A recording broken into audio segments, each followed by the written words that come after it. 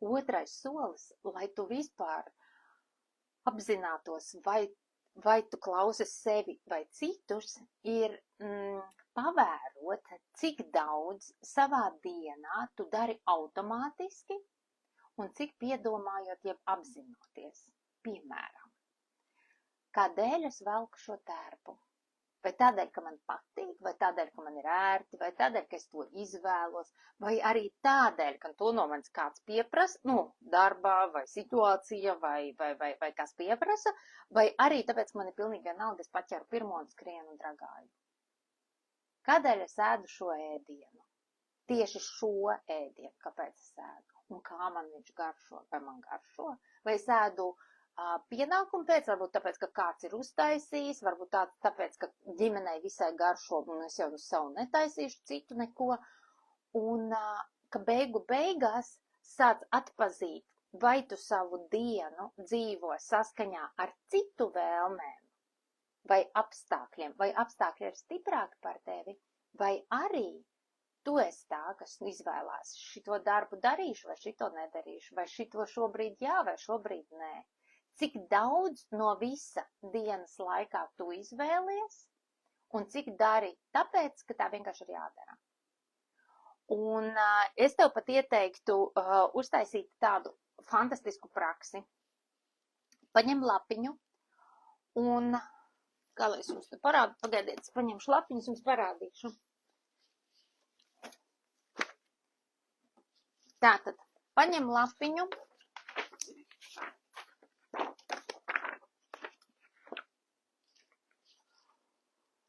Un sadali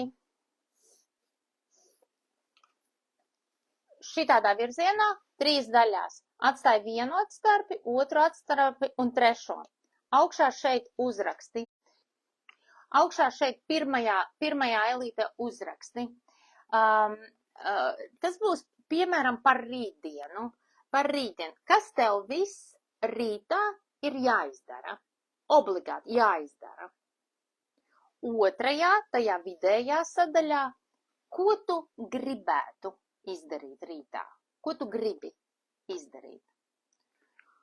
Un trešo ailīti tu aizpildi rīt vakarā. Un paskaties, cik daudz no tā, kas bija jāizdara, un cik daudz no tā, ko tu gribi izdarīt, tu vispār izdarīji.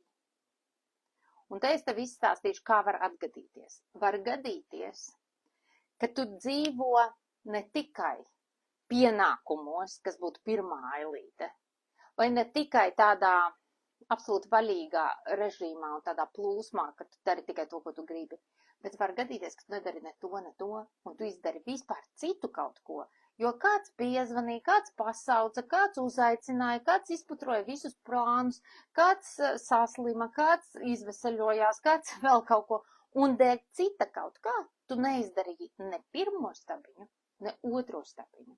Un ja ir tā, ka tu izdari kaut ko pilnīgi citu, jo tevi izrausta uz visām pusēm, tad pirmā ziņa, tu neesi ar apziņas centru sevī.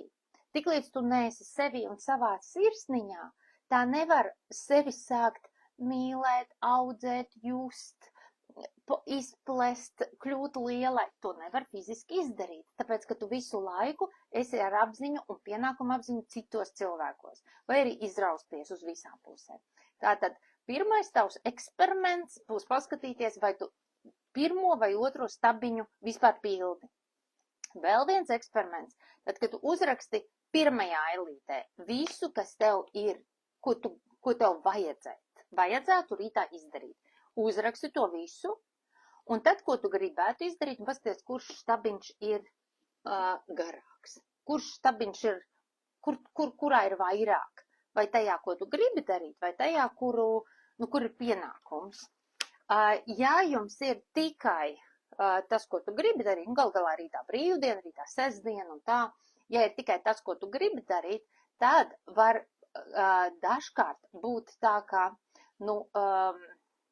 pazūd tāda dzīves vērtība, jeb tā garoza, jeb tā jēga tāda. Bet ja ir atkal tikai tas, kas ir pienākumi, un tas, ko tu gribi, tev vispār nav spēka pagribēt, tad tev pietrūks mīļuma un mīlestības. Tev vienkārši pietrūks mīlestības pašam pret sevi. Tikai pienākums, jādara. Un tad ir izdegšana garantēta. Tad pirmais, kas ir jāvar izdarīt, ir jāsāk darīt to, ko tiešām gribi. Gribi, nezinu, stundiņu ilgāk pagulēt. Gribi ieiet vannā, gribi aizdegt sveces ap vannu, tad, kad tu atpūties. Gribi uztaisīt mazo spā rituālu, gribi kaut ko, un es runāju par tādām lietām, kur nevajag ne naudu, ne papildus kaut kādu resursu, vienkārši laiku sev. Un dažkārt mums vajag patiešām ļoti maz, mums vajag vienkārši laiku sev.